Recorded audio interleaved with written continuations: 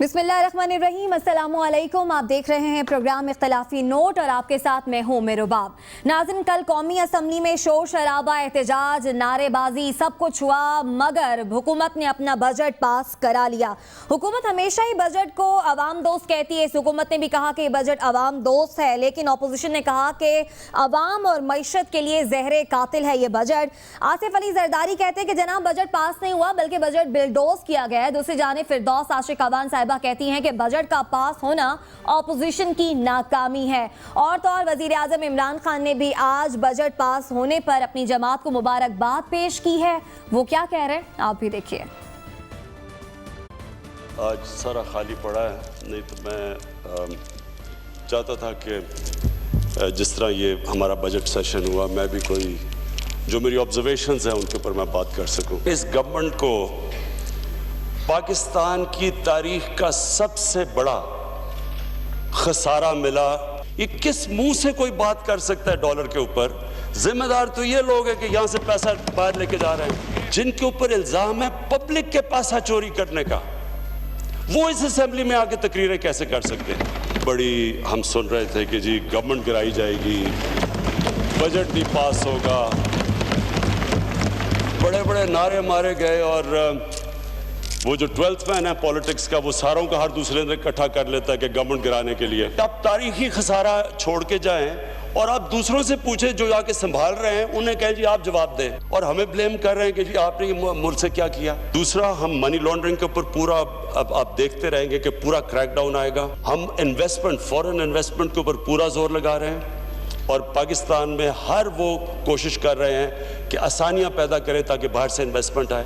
बेरोज़गारी है, इंशाल्लाह उसको कम करेंगे, इकॉनमी हमारी चलेगी। 40 इंडस्ट्रीज डायरेक्टली रिलेटेड है, वो इंशाल्लाह इससे खड़ी होंगी। हमारी सारी कोशिश ये है कि इस मुश्किल वक्त का जो बोझ है वो लोग उठाएं जो उठा सकते हैं। बहरहाल हुकूमत को जो करना होता है वो कर गुजरती है। बजट पास हो गया, मगर असल कामयाबी मईशत में कामयाब होना है। बजट तो पास हो गया, लेकिन अब क्या होगा? क्या मईशत मजबूत हो जाएगी? आवाम की मुश्किलात कम हो जाएंगी? इससे ये साबित हो गया कि हुकूमत मजबूत और अपोजिशन कमज़ोर है। इसी सारी सूरत हाल पर बात करेंगे।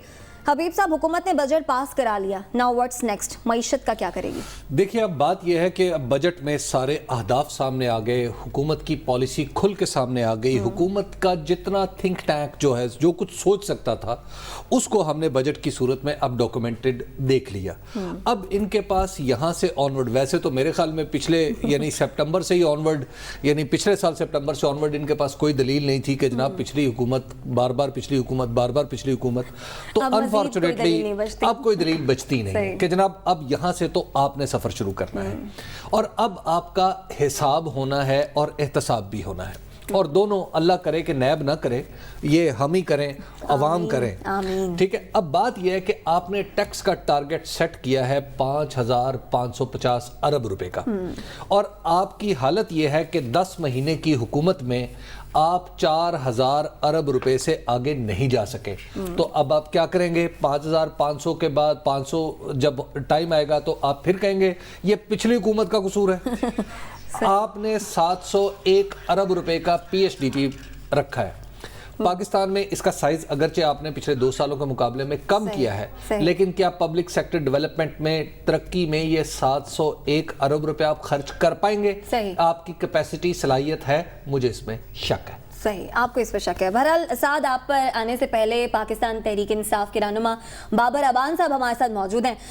बाबर अवान साहब, ठीक है, अच्छा हुआ बजट पास हो गया। फिरदौस आशिक अवान साहिबा भी कह रही हैं कि हुकूमत कामयाब हो गई, अपोजिशन नाकाम हो गई, लेकिन आपकी असल कामयाबी तो मईशत में कामयाबी है। जो अहदाफ आपने अपने लिए सेट किए हैं उन्हें किस तरह से हासिल करेंगे? क्योंकि अपोजिशन कहती है कि अहदाफ तो किसी सूरत हासिल हो ही नहीं सकते। बिस्मिल्लाहिर्रहमानिर्रहीम, थैंक यू वेरी मच। पहली बात यह है कि बजट सिर्फ अहदाफ नहीं है, ये एक रोड मैप है अगले 1 साल के लिए जो इंटरम है, और उसके बाद 4 साल के लिए जो हमारा मिड टर्म प्रोग्राम आएगा वो। इसलिए मैं नहीं कहता कि ये फौरी तौर पे ये सारे अहदाफ जितने भी रखे गए हैं वो अनरियलिस्टिक हैं, ये हकीकत पसंदाना है। अच्छा बाबर साहब, लेकिन एक सवाल पैदा होता है कि अब आप दोबारा माशाल्लाह आप यानी आपके ऊपर जो इल्ज़ामात थे वो तो ख़त्म हो गए, अब आप वापस हुकूमत में आ रहे हैं।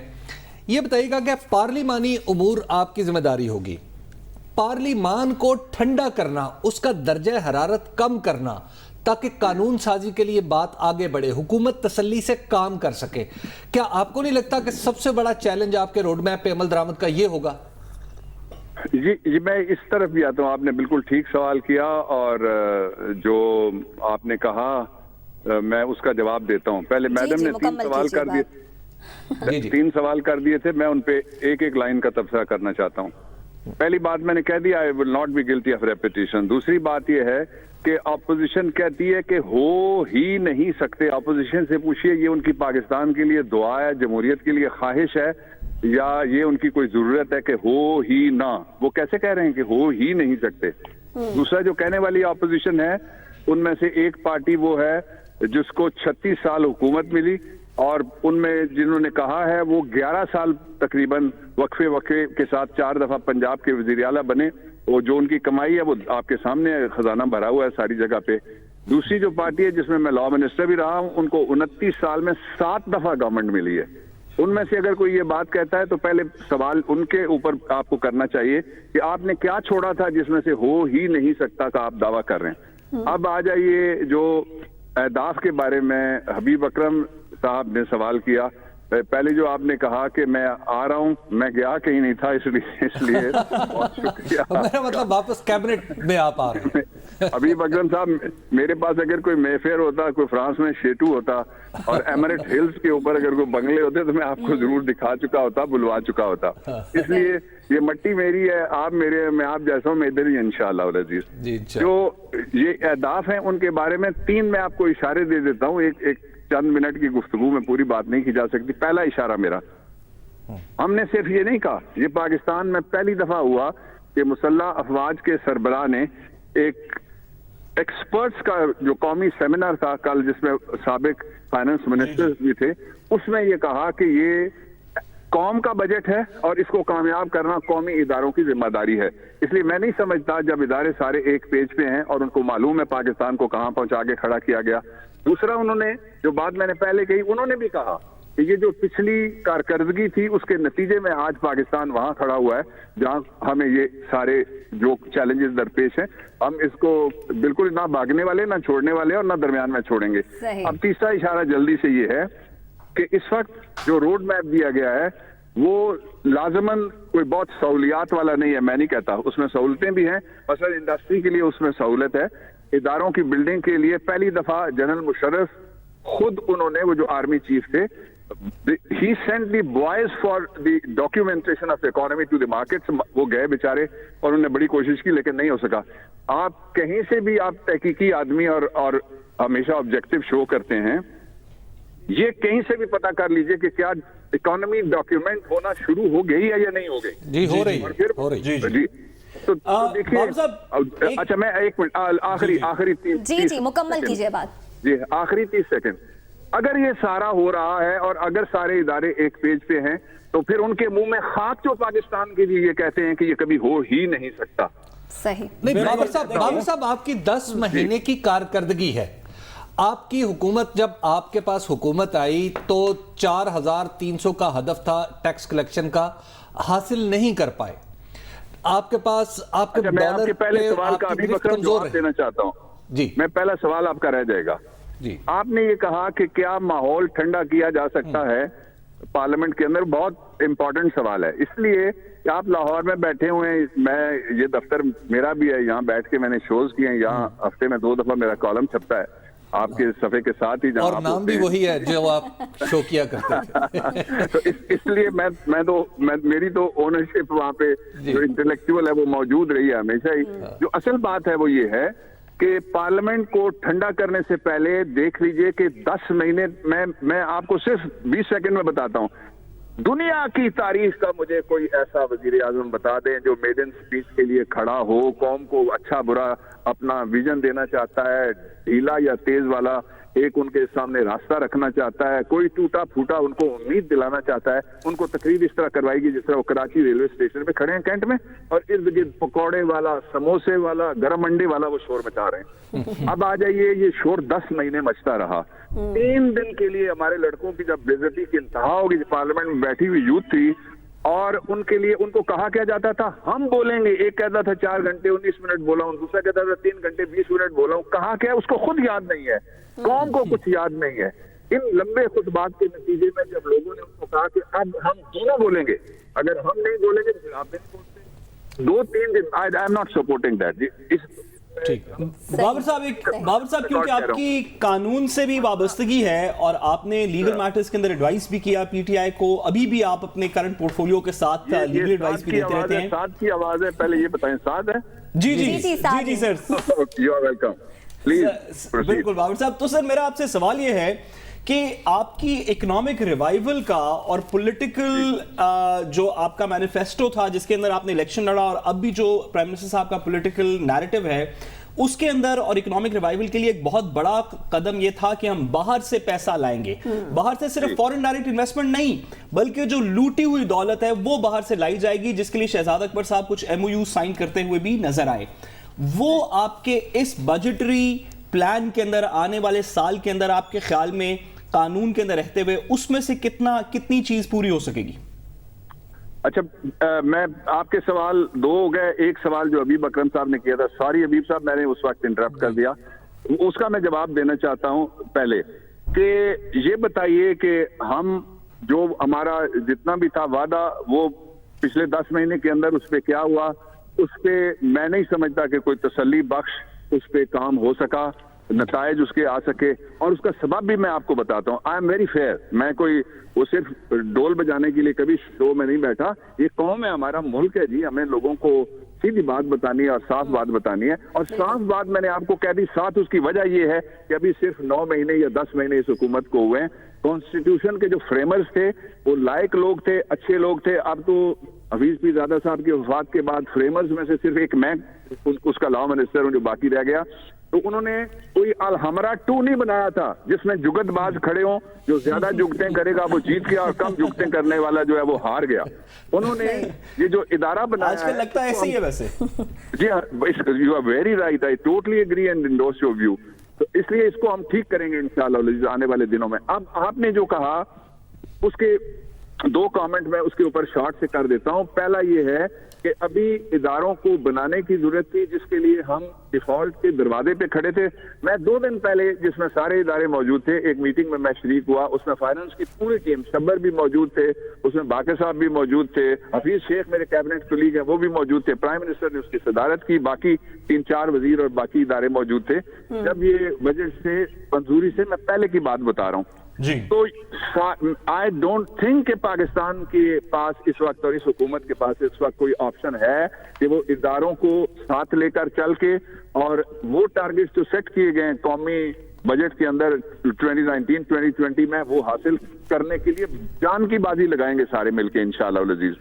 इसलिए एक ख्वाहिश इतनी, इसका तो इजहार करें, अपोजिशन तक मेरा पैगाम मोहब्बत है, जरा वहां तक पहुंचे आपके जरिए। ख्वाहिश तो करो यार, ये मुल्क आपकी मोहब्बत अक्सर औकात अपोजिशन में आग लगा देती है। अच्छा, बाबर अवान साहब एक एतराज और कर रही है ऑपोजिशन के, वो कहती है कि जी पाकिस्तान की तारीख में पहली बार वजीर आजम हाउस का खर्चा जो है वो भी बढ़ा दिया है और उन्हें एतराज ये भी है कि अवाम इतना उबर टैक्सी नहीं इस्तेमाल करती जितना वजीर आजम इमरान खान हेलीकॉप्टर इस्तेमाल कर लेते हैं। नहीं, हेलीकॉप्टर अब वो इस्तेमाल नहीं कर रहे। बनी गाला इन दिनों में कोई 4-5 दफा मैं गया हूँ काफी वक्फे के बाद, वरना हम मिलते थे उनके दफ्तर में ही, क्योंकि मैं अपना केस लड़ रहा था जिसमें 36 पेशियां मैंने भुगती। वो सड़क भी उन्होंने खुद बना ली है और वो अब वो जाते हैं और जराए से जाते हैं। मैं अब उनकी सिक्योरिटी के ऊपर कोई पब्लिक कमेंट नहीं करना चाहता। बहुत शुक्रिया बाबर अवान साहब हमारे साथ मौजूद थे। अच्छा साद, हुकूमत कामयाब हो गई, बजट पास करा लिया, डॉलर इंक्रीज हो गया, इंटरेस्ट रेट इंक्रीज हो गया, जो इंक्रीज करना चाह रही है हुकूमत रेवेन्यू, वो किस तरह से बढ़ेगा? देखिए, सबसे पहली बात यह है कि इसके अंदर एक पॉलिटिकल सक्सेस तो ज़रूर है। इस बात को ऑपोजिशन को बहुत अरसे से जो बात करी थी कि हम ना सिर्फ के बजट पास नहीं करने देंगे बल्कि بلکہ ہم اس پروگرام کے اندر ڈسکس کرتے رہے, اپوزیشن کے لوگوں نے آ کے ہمیں موقف بھی دیا اپنا کہ ہم ساتھ ہی ساتھ بجٹ ریجیکٹ کروانے کے بعد گورنمنٹ بھی آٹومیٹکلی اس کے تنازع میں فال کر جائے گی. تو یہ پولیٹیکل سکسیس تو ضرور ہے عمران خان کے نمبرز کا, ان کے اتحادی پارٹیز کا, جو ہم نے اے پی سی کے ساتھ دیکھا کہ اے پی سی میں بھی ساری اپوزیشن پارٹیز بھی پوری نہیں ہو سکی اور پھر فوراً ہی بعد میں بجٹ پاس ہو گیا. تو سیاسی طور پہ جو پچھلے 4-1 ہفتے سے ایک انسرٹنٹی تھی وہ میرا خیال ہے کہ آنے والے دنوں میں کم ہوگی. لیکن حبیب صاحب کی بات سے میں بالکل اتفاق کرتا ہوں, بابر اعوان صاحب کا موقف اپنی طرف, لیکن حبیب صاحب کی بات سے میں اتفاق کرتا ہوں کہ یہ 5550 کا نمبر جو ہے یہ ریچ کرنا کوئی آسان کام نہیں ہوگا. یہ بتاتے جائیں کہ اگر یہ نمبر ریچ ہو گیا, اگر یہ نمبر اچیو ہو گیا تو یہ پاکستان کی تاریخ کے اندر سب سے بڑی کلیکشن ہوگی. اس سے بڑی کلیکشن آج تک پاکستان کی تاریخ میں کسی حکومت نے نہیں کی. اس کا پہلا حصہ ڈاکیومنٹیشن ہے, اس کا دوسرا حصہ کلیکشن ہے. یہ ہو سکتا ہے, اور جس بات کے اوپر ہمیں بطور میڈیا کانسٹنٹلی ان کے اوپر نظر رکھنی پڑے گی کہ اگر ڈاکیومنٹیشن اکانومی کی اس سال کے اندر پوری ہو جائے یا کافی حد تک ہو جائے اور آپ کا ٹارگٹ اچیو نہ بھی ہو تو یہ بھی بہت بڑا سکسیس ہوگا, کیونکہ ڈاکیومنٹیشن جب ایک دفعہ ہوگی, جب آپ ٹیکس فائلر بن گئے, حبیب صاحب ٹیکس فائلر بن گئے, میں ٹیکس فائلر بن گیا, میں بھی ہوں, بٹ الف بے پہ جب ٹیکس فائلر بن گئے تو اس کے بعد ٹیکس کو اوائڈ کرنا بڑا مشکل ہو جاتا ہے. اس وقت صرف ٹیکس اوائڈنس کا مسئلہ نہیں ہے, اس وقت یہ ہے کہ بہت سے لوگ جو کہ کمائی کر رہے ہیں وہ ٹیکس کے نیٹ کے اندر فال ہی نہیں کرتے, ان کے پاس ایف بی آر کا نمبر ہی نہیں ہے, ایف بی آر ان کے پاس جا ہی نہیں سکتی, دیگر پروونشل ٹیکس کلیکشن ایجنسیز نہیں جا سکتی.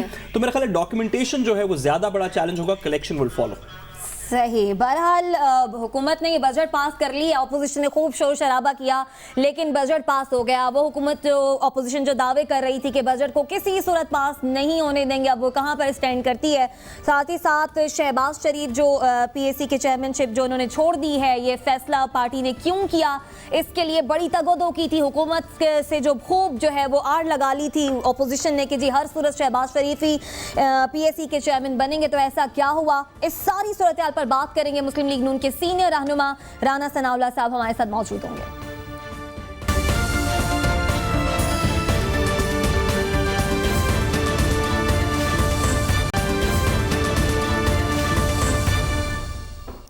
ویلکم بیک ناظرین. آپ کو بتائیں شہباز شریف نے پی ایس سی کے چیئرمین شپ چھوڑ دی ہے. وہ کہتے ہیں کہ جی یہ پارٹی کا فیصلہ ہے. اسی ساری صورتحال پر بات کریں گے. رانا ثناء اللہ صاحب ہمارے ساتھ موجود ہیں. رانا صاحب, آپ لوگوں نے حکومت سے اس قدر آڑ لگائی, کہا کہ نہیں جی نہیں شہباز شریف ہی بنیں گے پی ایس سی کے چیئرمین, پھر اب ایسا کیا ہو گیا کہ انہیں یہ عہدہ خالی کرنے کے لیے کہہ رہے ہیں آپ؟ جمہوری روایت کہاں گئی؟ ہاں جی بالکل, جمہوری روایت جو ہے وہ یہیں پہ ہے, اور جمہوری روایت یہی ہے کہ اپوزیشن لیڈر جو ہے وہ خود یا اس کا نامنی جو ہے وہ پی اے سی کا چیئرمین ہوتا ہے, اور پی اے سی کی چیئرمین شپ اپوزیشن کے پاس ہوتی ہے. اور اس وقت بھی میاں صاحب نے یہ ڈیسیجن کیا تھا کہ ہم میں سے خواجہ آصف صاحب کا اس وقت نام پارٹی نے فائنل کیا تھا, لیکن انہوں نے ایک دم, کیونکہ ان کو جلدی بڑی ہوتی ہے, یہ بڑا پریمپٹ کرتے ہیں اس قسم کی گھٹیا گفتگو کرنے میں, تو انہوں نے کہا کہ جی نہیں وہ کیونکہ نیب میں ان کے اوپر الزام ہے تو لہٰذا ہم ان کو نہیں بننے دیں گے. تو اس کے اوپر پھر اپوزیشن نے سٹینڈ لیا کہ یہ اپوزیشن کا فیصلہ ہے کہ وہ کسے بناتی ہے, یا اپوزیشن لیڈر خود بنتا ہے, آپ یہ فیصلہ نہیں کر سکتے. رانا صاحب سوال سٹینڈ آف ہوا تھا, سوال دو اور اس بنیاد پہ پھر جو ہے وہ میاں صاحب بنے. جی رانا صاحب سوال دو ہیں. ایک یہ کہ جو ابھی آپ نے کہا کہ opposition leader P S C کا چیئرمین ہوتا ہے یا اس کا کوئی نامنی, یہ اس وقت آپ کا موقف نہیں تھا, یہ موقف کیسے بدلا؟ پہلا سوال. دوسرا یہ کہ تمام عوام, تمام ٹی وی دیکھنے والے, سیاست پہ تھوڑی نظر رکھنے والے, وہ کہتے ہیں کہ کتنی دیر یہ بات چھپائی جا سکتی ہے کہ پی ایم ایل این کے اندر دو مختلف بیانیے ہیں. مریم نواز صاحبہ کا بیانیہ جو ہے اور شہباز شریف صاحب کا بیانیہ وہ ایک نہیں ہے. وہ خواہ مساق معیشت ہو یا کانفرنٹیشن کی پالیٹکس ہو, یا اب اس کے ریزلٹ میں شہباز شریف صاحب کی removal as P S C chairman ہو, یہ لوگوں کا سوال ہے. جی پہلی بات تو یہ ہے کہ اس وقت پی ٹی آئی کی حکومت یا پی ٹی آئی جو ہے وہ ہمیں ڈکٹیٹ کر رہی تھی. یہ کہہ رہی تھی کہ ٹھیک ہے اپوزیشن کا پی اے سی حق ہے, لیکن ہمارا یہ کہنا ہے کہ آپ لیڈر آف دی اپوزیشن کو نہ بنائیں, آپ کسی اور کو بنا دیں. تو ان کی اس حرکت یا ضد کی وجہ سے ہم نے کہا تھا کہ نہیں, یہ آپ ڈکٹیٹ نہیں کر سکتے کہ لیڈر آف دی اپوزیشن خود بنے یا کسی کو نامینیٹ کرے. یہ اس کا فیصلہ، یہ آپ کا فیصلہ نہیں ہے کہ آپ یہ کہہ رہے ہیں کہ جی وہ کسی کو نامزد کر دے خود نہ بنے. تو یہ تو اس وجہ سے معاملہ پیدا ہوا تھا. جہاں تک آپ یہ کہہ رہے ہیں کہ جی یہ بیانیہ کہاں تک چھپے گا، یہ پچھلے 40 سال سے جو ہے وہ جو ہے یہ چھپا ہوا ہے، یا اس قسم کی جو ہے وہ یعنی سوچ رکھنے والوں کو جو ہے وہ مایوسی ہو رہی ہے کہ جی میاں نواز شریف اور میاں شہباز شریف میں اختلاف ہے. تو میرا خیال ہے کہ 40-45 سال یہ بھی اسی طرح سے چھپا رہے گا، اور انشاءاللہ تعالی پاکستان مسلم لیگ نون کی قیادت جو ہے وہ بطور صدر رانا صاحب، شہباز شریف رانا صاحب صاحب پچھلی دفعہ جب یہ بات آج سے کوئی میاں نواز شریف صاحب ایک کریں گے، مہینہ پہلے چلی تھی، مریم نواز صاحبہ بھی ساتھ ہوں گی، حمزہ شہباز بھی ساتھ ہوگی، ہم سب بھی ساتھ ہی ہوں گے. اچھا صحیح، آپ سب رانا ساتھ صاحب پچھلی دفعہ جب یہ بات چلی، یعنی بجٹ سے کچھ عرصہ پہلے جب یہ بات چلی تھی کہ جناب رانا تنویر صاحب آ جائیں گے پی ایس سی کے چیئرمین، تو اس وقت پاکستان پیپلز پارٹی کی طرف سے ایک اعتراض اٹھایا گیا تھا کہ جناب اس تبدیلی پر ہم سے بھی مشاورت کریں.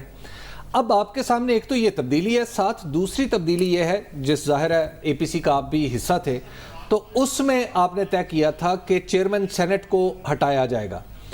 اب ایک طرف آپ کی میٹنگز جاری ہیں، دوسری طرف زرداری صاحب میٹنگز کر رہے ہیں. کیا آپ دونوں کے درمیان ان دونوں معاملات پہ کچھ بات ہو چکی ہے؟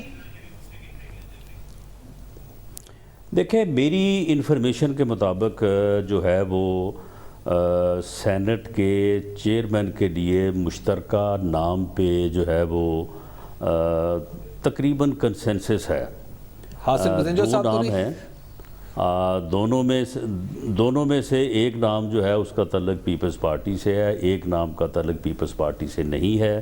اچھا، مسلم لیگ نون میں بھی اب ہمارے دوستوں کا یہ خیال ہے کہ مسلم لیگ نون کو خود اپنے میں سے جو ہے وہ کسی کو چیئرمین بنانا چاہیے. لیکن بہرحال دو ناموں میں سے ایک نام کے اوپر تو دونوں لیڈرشپس میں جو ہے وہ اتفاق ہے. لیکن بہرحال کہ یہ کنسلٹیشن کا پروسیس جو ہے وہ یہ چلنا چاہیے تاکہ تمام سینیٹرز کے درمیان بھی جب بات ایک ہوتی ہے تو پھر ایک مشترکہ رائے بنتی ہے، سب کو کانفیڈنس آتا ہے اس میں. اس میں اتنی جلدی کی ضرورت نہیں ہے. میرا خیال ہے کہ اگلے ہفتے 10 دن میں اس مشاورت کے بعد جو ہے وہ پھر اس کو جو ہے وہ موو کیا جائے گا، اور یہ بڑے ہی اتفاق سے اور کنسنسس سے یہ مسئلہ حل ہو جائے گا. ٹھیک ہے، اور ایسا ہی ہونا چاہیے. بہرحال پروگرام میں وقت ہوئے بریک کا. رانا ثناء اللہ ہمارے ساتھ موجود ہیں، ان سے جانیں گے کہ بھرپور احتجاج کے باوجود بجٹ تو پاس ہو گیا، اسے اپوزیشن روک کیوں نہ سکی، اور آج وزیر اعظم عمران خان کو اپوزیشن بینچ بھی کچھ خاموش اور خالی دکھائی دیے. اس کی وجہ بھی جانیں گے، ہمارے ساتھ رہیے گا.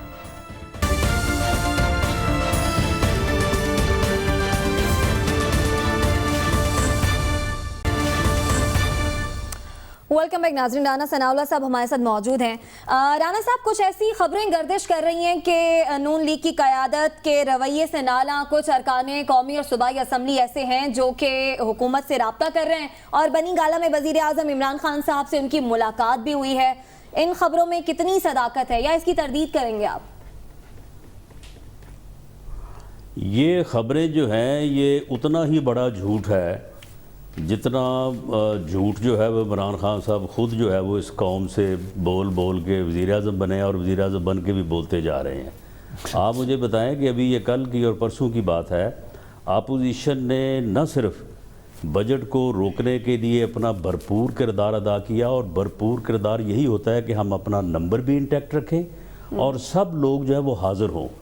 تو ہمارا نمبر بھی انٹیکٹ تھا اور ہمارے سارے لوگ جو ہے وہ حاضر تھے. ہمارا آج غیر حاضر تھے جو کہ وزیر اعظم کو کھٹک رہا تھا. 4-5 مرتبہ جی نہیں، بالکل کوئی غیر حاضر نہیں تھا. ہمارا کاؤنٹ جو ہے وہ 148 سے 149 کا تھا، اور 5 آدمی جو ہے وہ ہمارے جو ہے وہ 3 ملک سے باہر تھے، 2 گرفتار تھے. اچھا رانا صاحب یہ بتائیے گا کہ آج شہباز شریف صاحب مجبوری کی وجہ سے فرمایا ہے کہ ہم اور سن لیں اور جو گورنمنٹ کا کاؤنٹ ہے وہ 176 اور 178 تھا، صرف 16 ووٹوں کا فرق ہے، صرف 16 ووٹوں کا. ٹھیک ہے، یہ ہے حکومت کی اکثریت. اچھا آج شہباز شریف صاحب نے کہا کہ جناب ہم سمجھتے ہیں کہ مڈ ٹرم الیکشن اس معاملے کا حل ہے. اگر کوئی تبدیلی لانی ہے تو ان ہاؤس نہیں آ سکتی. یہ جو مڈ ٹرم والی بات ہے آل پارٹیز کانفرنس سے باہر آ کے یہ کی گئی ہے, اندر بھی کیا یہ بات ہوئی تھی یا باہر آ کے پالیسی بدلی ہے؟ ریزن کیا ہے؟ دیکھیں جی, ہمارا تو بڑا واضح موقف ہے کہ یہ حکومت جو ہے یہ اس ملک کے مسائل کو حل کرنے کی بجائے اس ملک کی تباہی کا باعث بن رہی ہے, اور اس ملک کی اکانومی کو اس نے جو ہے وہ تباہ و برباد کر دیا ہے. ان کی پالیسیاں جو ہیں ان کی وجہ سے جو ہے وہ ملک جو ہے وہ مزید جو ہے وہ خرابی کی طرف جا رہا ہے. اس لیے اس حکومت کو ہٹایا جائے اور مڈ ٹرم الیکشن کی طرف جو ہے وہ جایا جائے. اس کے اوپر پیپلز پارٹی جو ہے اس کی ریزرویشن ہے, اس لیے یہ بات جو ہے یہ اعلانیے میں شامل نہیں تھی. لیکن بہرحال پیپلز پارٹی کے جو کو چیئرمین ہیں آصف زرداری صاحب, ان کا یہ کہنا ہے کہ ہاں ہم اس بات کے اوپر تیار ہیں کہ مڈ ٹرم الیکشن اور حکومت کا ہٹانا, لیکن ہم سمجھتے ہیں کہ اس میں جمہوریت جو ہے اس کو ڈیریل نہ کر دی جائے یا اس کے متعلق جو ہے وہ کوئی غلط صورتحال نہ ہو. تو اس کے اوپر یہ رہبر کمیٹی میں بیٹھ کے جو طریقہ کار ہے ان کے اوپر بات ہو جائے گی. رانا صاحب, گورنمنٹ کی بہت سی نااہلیاں ہیں, آپ نے درست کہا کہ ان سے اکانومی ہینڈل نہیں ہوئی, ان کی بہت سی اور نااہلیاں ہیں, لیکن ان کا نیریٹو جو ہے وہ اس وقت کلیئر ہے کہ بجٹ سے وہ بجٹ انہوں نے پاس کروا لیا. اب وہ کہتے ہیں کہ ایک اکاؤنٹیبلٹی ڈرائیو جو ہے, احتساب کا جو عمل ہے, اس میں مزید شدت آئے گی اور ہم کوشش کریں گے اس ٹیکس کے ہدف کو اچیو کرنے کا. اپوزیشن کی پارٹیز کے اندر کوئی یونائٹڈ آئیڈیا نہیں نظر آ رہا. سب کہتے ہیں سوری سر سوال, سب کہتے ہیں کہ گورنمنٹ نااہل ہے, اس کو ڈسلوج کیسے کریں گے؟ کیا یونائٹڈ اسٹریٹجی ہے یا کوئی نہیں ہے اس وقت؟ دیکھیں سعد, یہ گورنمنٹ نااہل ہے اور نالائقوں کا یہ ٹولہ ہے, اور ان لوگوں نے اس ملک کی جو تباہی کا سامان IMF کی ڈائریکشن پہ یہ بجٹ کی صورت میں پیدا کیا ہے. ہم نے نہ صرف بجٹ کو روکنے کی کوشش کی ہے بلکہ ہماری کوشش جو ہے وہ عوام کو ہوتی ہوئی نظر آئی ہے. ہمارا یہی ایم تھا کہ ہم نہ صرف کوشش کریں روکنے کی بلکہ لوگوں کو نظر بھی آئے. تو سر بس وہ ایم ختم ہو گیا, اب آگے کی کوئی اسٹریٹجی نہیں؟ الماری میں نہیں رکھ لینا. ہاں نہیں, اسٹریٹجی ہے, بڑی اسٹریٹجی ہے, کیوں نہیں. بات یہ ہے, آگے کی اسٹریٹجی یہ ہے کہ اب انہوں نے اس کو الماری میں تو نہیں رکھ لینا, اس کو نافذ کرنا ہے نا. یہ کریں نافذ لوگوں کے اوپر. اس کے اثرات جو ہیں یہ جب یہ مہینے بعد لوگوں کو بل آئیں گے اور جب یہ لوگوں کے گھروں پہ جائیں گے, لوگوں کے کاروبار بند یعنی اس بجٹ میں جو موجود ٹیکسیشن ہے, میں یہ آپ کو دعوے سے کہتا ہوں, میری بات یہ نوٹ کر لیں, اگر یہ بجٹ جو ہے انفورس ہوا, اس ملک میں نہ کسی کا کاروبار رہے گا اور نہ ہی کوئی آدمی جو ہے وہ 2 وقت کی روٹی کھانے کے قابل رہے گا. یہ یا بجٹ انفورس ہو جائے گا, تو اگر انفورس ہوا تو پھر یہ لوگ جو ہیں یہاں سے یہ تو کہہ رہے ہیں نا اثاثے ظاہر کریں. جن لوگوں کے پاس تھوڑی بہت ہمت ہے وہ اپنے اثاثے منتقل کر رہے ہیں. تو رانا صاحب, یعنی انہوں نے اس قسم کی صورتحال پیدا کر دی ہے, یہاں پہ تو کوئی کاروبار نہیں کر سکے گا. ایسی خطرناک صورتحال میں آپ کتنا وقت دیں گے اس حکومت کو؟ دیکھیں جی, اگر یہ یعنی انہوں نے یہ کہا ہے کہ یہ 5500 یعنی 5500 ارب روپیہ جو ہے وہ اکٹھا کریں گے, ریونیو کلیکشن ہے.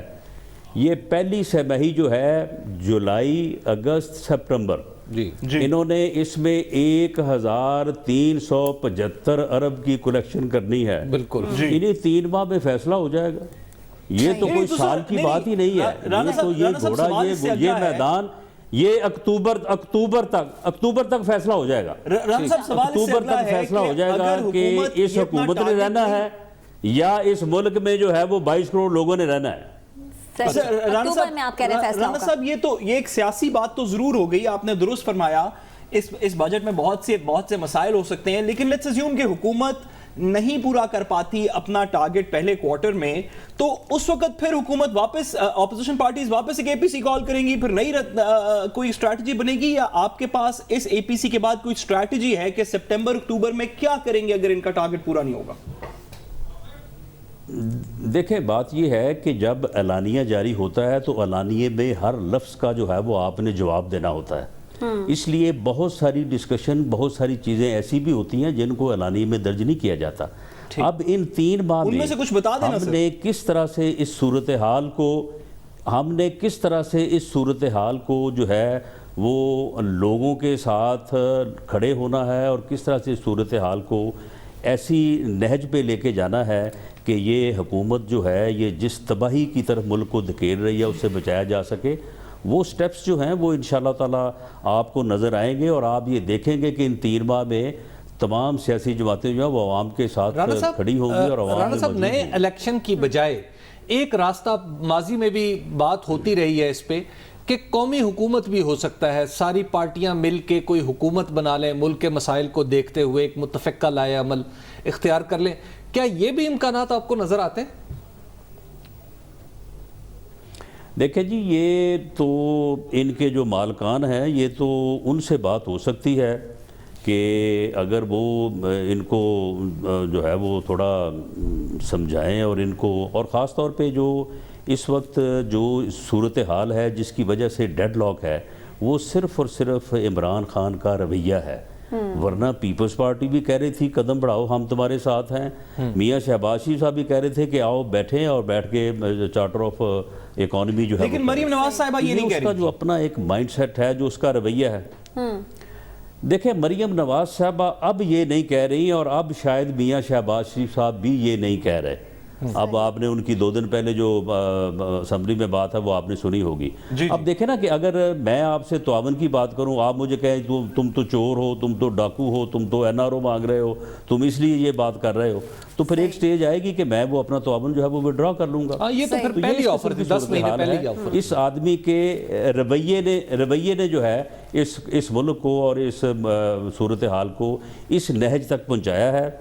اب جو قوتیں اس کو لے کے آئی ہیں, جو IMF اس کے ساتھ کھڑی ہے, اب IMF جو ہے اور وہ قوتیں دیکھ لیں نا 3 ماہ میں فیصلہ ہو جائے گا. اگر تو انہوں نے اپنا ٹارگٹ اچیو کر لیا تو ٹھیک ہے جی, پھر ملک یہ چلائیں, پھر ہمیں اعتراض کرنے کی جو ہے وہ کوئی ہمارے پاس گنجائش نہیں ہوگی. تو ان 3 ماہ میں فیصلہ ہو جائے گا, اکتوبر تک فیصلہ ہو جائے گا. ٹھیک ہے, آپ کہتے ہیں کہ اکتوبر تک فیصلہ ہو جائے گا. بہت شکریہ. رانا ثناء اللہ صاحب ہمارے ساتھ موجود ہیں. وقت ہے بریک کا. بریک سے جب واپس آئیں گے تو ایمنسٹی اسکیم کی بات کریں گے جس پر FBI نے صاف صاف کہہ دیا ہے کہ توسیع نہیں ہوگی. ہمارے ساتھ رہیے گا.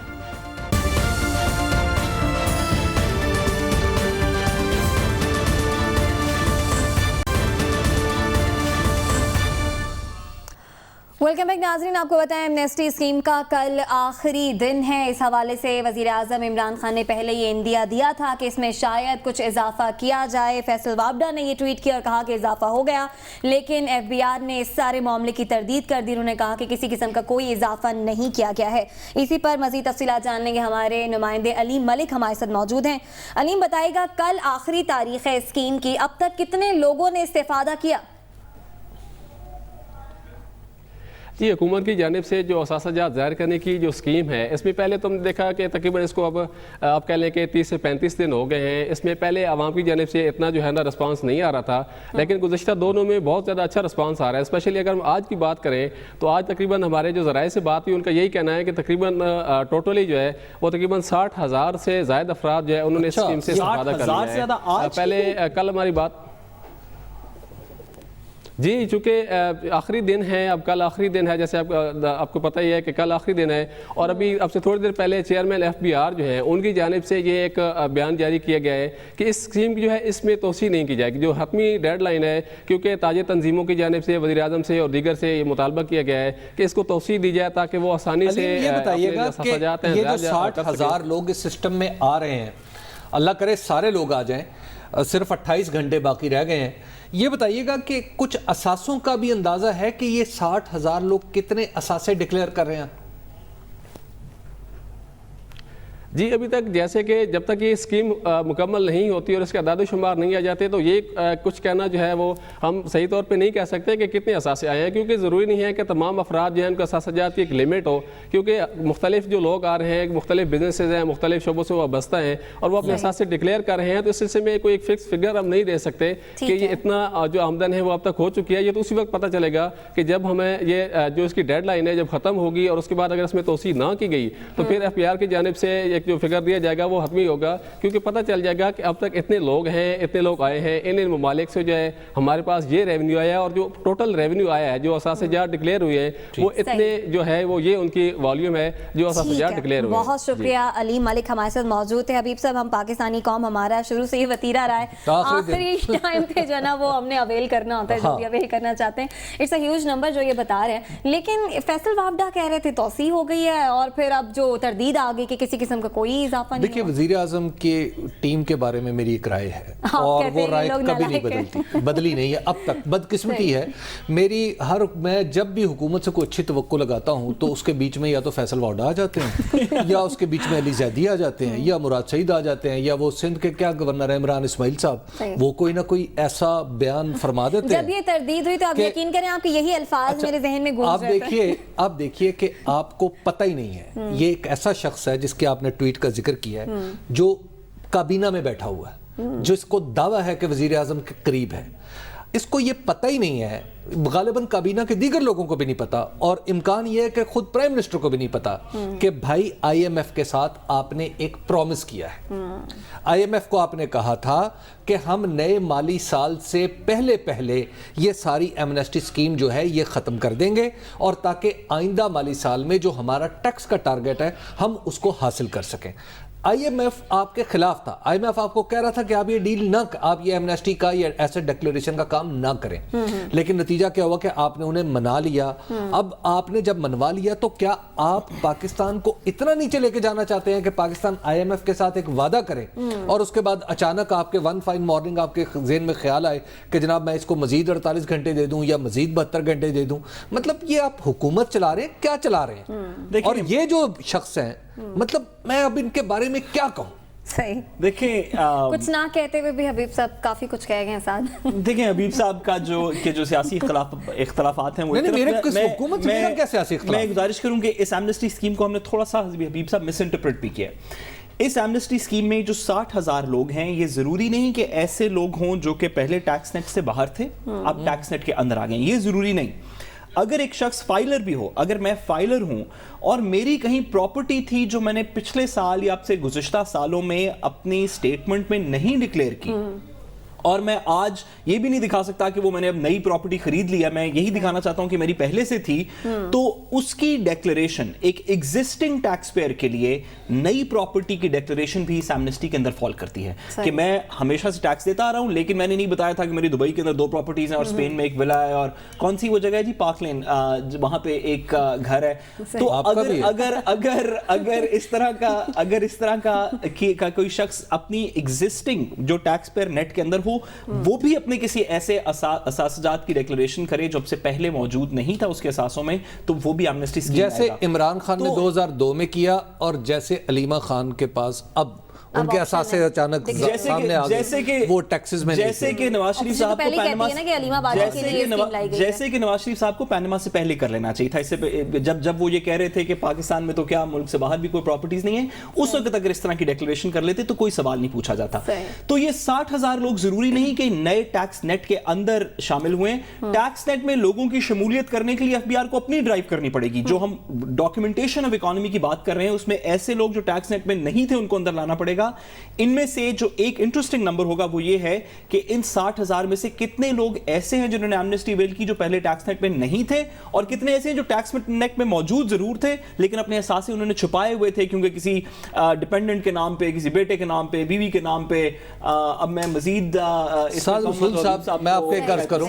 سعد رسول صاحب دیکھیں, عمر رباب, یہ جو ڈیکلیریشن کی اسکیم ہے نا, ڈیکلیریشن آف ایسٹ یا ایمنسٹی, آپ اسے جو کچھ بھی کہیں, میرے خیال میں عمران خان سے جو مجھے توقع ہے, گیون ان کا پرسونا, گیون ان کے کلیمز, اور given knowing Imran Khan bat as a prime minister, میں یہ سمجھتا ہوں کہ it will be less than Imran Khan کہ اگر ڈیکلیریشن سے, اس اسکیم سے کل 12 بجے تک کوئی فائدہ نہیں اٹھاتا تو پھر عمران خان کا ہاتھ اس کے گریبان تک نہیں پہنچے گا. मैं ये तवक्को कर रहा हूं। देखिए बात ये है, देखिए बात ये कि देखिए टैक्स चोर इससे बड़ी रियायत नहीं हो सकती। गुजारिश है कि पहली दफा ये एमनेस्टी नहीं है, इमरान खान साहब ने पहली दफा एमनेस्टी नहीं दी। देखिए नहीं, इमरान खान साहब की बेट ये थी कि वो लोग जो कि पहले लोगों को इसलिए नहीं डिक्लेरेशन देते थे कि वो चोर हैं, देखिए आज मुझे देंगे क्योंकि मैं चोरी नहीं करता। मैं ये बेट है पॉजिटिवली बात करूं, मैं उन लोगों में से हूं जो ये समझते हैं कि पाकिस्तान में अगर आज इस स्कीम से कोई फायदा नहीं उठा रहा तो भाई कल फिर वो पकड़ा जाए, फिर वो पकड़ा जाए,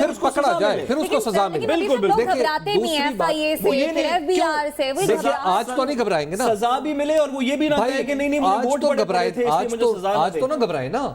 इसके बाद अगर फिर भी किसी का टैक्स चोरी पकड़ी जाती है तो फिर मेरा ख्याल है कि उसके साथ हर वो सलूक होना चाहिए जो चोर के साथ होता है, और मुझे तवक्को इमरान खान करेंगे। एक बात, दूसरी बात करूं, मुझे इस हुकूमत की, जितने भी आप जानते हैं इस हुकूमत के मजमूई तौर पे मेरी राय क्या है, बिल्कुल, लेकिन मैं अब आपको बताऊं, एक रे ऑफ होप पैदा हुई है चंद दिन पहले। वो ये है कि चीफ ऑफ आर्मी स्टाफ एक नेशनल डेवलपमेंट काउंसिल का हिस्सा है। जी जी, मुझे अब ये तवक्को है कि गवर्नमेंट जो टामकटोइयां मार रही थी ना, यानी फैसले करती थी, पता नहीं होता था कि क्या किया है, मेरा ख्याल है कि अब इसमें एक ऑर्गेनाइजेशन भी आएगी, एक इसका रुख भी मुतय्यन होगा, जहद भी आएगा। मैं एक जुमला कह सकूं, जी मैं एक जुमला कह सकूं कि हबीब साहब ने बिल्कुल दुरुस्त फरमाया, जो लोग इस टैक्स एमनेस्टी स्कीम के अंदर नहीं फॉल किए, जिन्होंने नहीं फायदा उठाया, वो कल को उनको सजाएं हों, वो ये ना कह सकें कि नहीं मुझे अपने हल्के में 20,000 वोट मिले थे तो वोट को इज्जत दो और मैं जेल में नहीं जाऊंगा।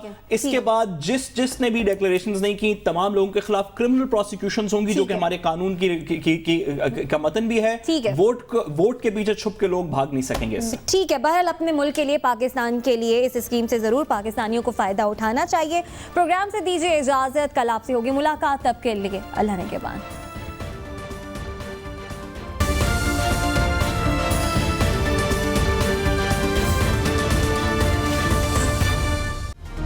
Hi, it's Sayyeda Shanaz here. Thank you for watching Dunya News. For more videos and updates, don't forget to click the subscribe button. Keep watching Dunya News.